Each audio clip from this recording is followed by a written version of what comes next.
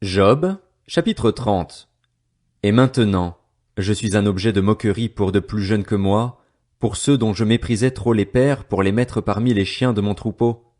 Mais à quoi me servirait la force de leurs mains? Ils n'ont pas la moindre vigueur.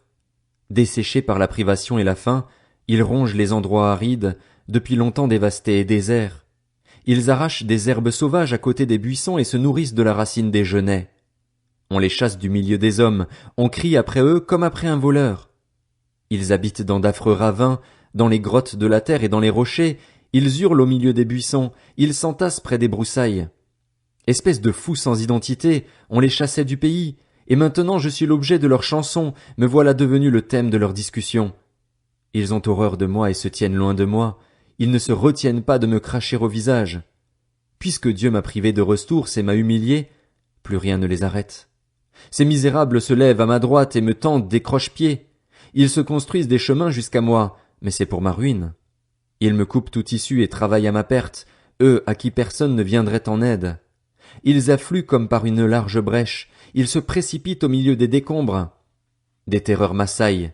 Ma dignité est emportée comme par le vent, ma prospérité s'en va comme un nuage. Et maintenant, je me liquéfie de l'intérieur. Les jours de souffrance se sont emparés de moi. La nuit me transperce les os, les douleurs qui me rongent ne s'accordent aucun repos. La force du mal est telle que mon habit perd toute forme, il me serre comme le col de ma tunique. Dieu m'a jeté dans la boue et je ressemble à la poussière et à la cendre. Je t'appelle au secours, mais tu ne me réponds pas. Je me tiens debout, mais tu te bornes à me regarder. Tu t'es changé en ennemi cruel contre moi, tu me combats avec toute la force de ta main.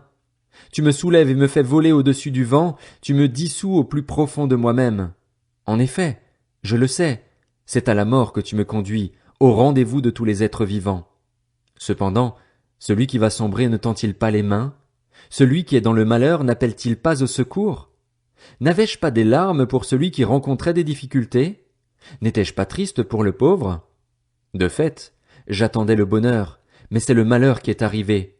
J'espérais la lumière, mais c'est l'obscurité qui est venue. Je suis sans arrêt profondément bouleversé.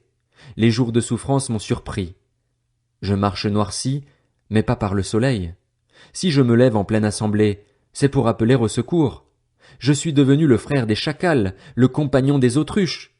Ma peau devient noire et pâle, mes os sont brûlants de fièvre. Ma harpe n'est plus qu'un instrument de deuil, et ma flûte se confond avec la voix des pleureurs. Job, chapitre 31. J'avais fait un pacte avec mes yeux. Comment aurais-je pu porter mes regards sur une jeune fille? Quelle part Dieu m'aurait-il attribué d'en haut? Quel héritage le Tout-Puissant m'aurait-il envoyé du ciel? La misère n'est-elle pas réservée à l'homme injuste et le désastre à ceux qui commettent le mal? Dieu ne voit-il pas ma conduite? Ne compte-t-il pas tous mes pas? Si j'ai marché dans la fausseté, si mon pied a couru vers la tromperie, que Dieu me pèse sur une balance juste et il reconnaîtra mon intégrité. Si mon pas s'est écarté du droit chemin, si mon cœur s'est laissé guider par mes yeux, si une impureté quelconque s'est attachée à mes mains, qu'un autre profite de ce que j'ai semé et que mes jeunes plantes soient déracinées. Si mon cœur s'est laissé attirer par une femme, si j'ai fait le guet à la porte de mon prochain, que ma femme tourne la meule pour un autre et que d'autres couchent avec elle. En effet, c'est un acte scandaleux, une faute qui doit être sanctionnée, c'est un feu qui dévore jusqu'au gouffre de perdition et qui aurait détruit jusqu'à la racine toute ma récolte. Si j'ai méprisé le droit de mon serviteur ou de ma servante lorsqu'ils étaient en litige avec moi, que ferai-je quand Dieu se lèvera? Que répondrai-je quand il me demandera des comptes? Celui qui m'a formé dans le ventre de ma mère ne les a-t-il pas formés eux aussi? N'est-ce pas le même Dieu qui nous a façonnés dans le ventre maternel? Ai-je refusé aux faibles ce qu'ils désiraient? Ai-je fait languir les yeux de la veuve? Ai-je mangé tout seul mon morceau de pain, sans que l'orphelin n'en ait eu sa part? Au contraire. Dès ma jeunesse, je l'ai élevé comme un père, dès ma tendre enfance, j'ai soutenu la veuve. Si j'ai vu quelqu'un mourir par manque d'habits, le pauvre manquer de couverture, sans lui donner de raison de me bénir, sans qu'il ait été réchauffé par la toison de mes agneaux, si j'ai levé la main contre l'orphelin parce que je me savais soutenu par les juges, que mon bras se détache de mon épaule, que mon avant-bras se brise au coude. De fait, je redoutais les malheurs envoyés par Dieu. Je suis incapable de quoi que ce soit face à sa majesté. Si j'ai placé ma confiance dans de l'or, si j'ai dit au métal précieux, tu es ma sécurité, Si je me suis réjoui de la grandeur de ma fortune, de la quantité de mes biens, si j'ai regardé la lumière du soleil quand il brillait, la lune quand elle s'avançait radieuse, et si mon cœur s'est laissé attirer en secret, si je les ai adorés, c'est encore une faute qui mérite d'être sanctionnée, j'aurais renié le Dieu d'en haut. Me suis-je réjoui du malheur de celui qui me détestait? Ai-je sauté d'allégresse parce qu'un mal l'avait atteint? Non, je n'ai pas permis à ma bouche de pécher en demandant sa mort dans une malédiction. Les occupants de ma tente disaient, peut-on trouver quelqu'un qui n'ait pas été rassasié grâce à sa viande? L'étranger ne passait pas la nuit dehors, j'ouvrais ma porte aux voyageurs.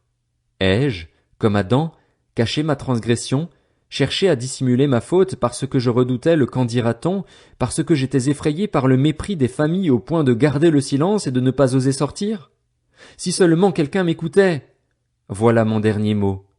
Que le Tout-Puissant me réponde. Quant à la plainte écrite par mon adversaire, je la mettrai sur mon épaule, je la porterai sur mon front comme une couronne. Je lui rendrai compte de ma conduite dans le détail, je m'approcherai de lui comme un prince.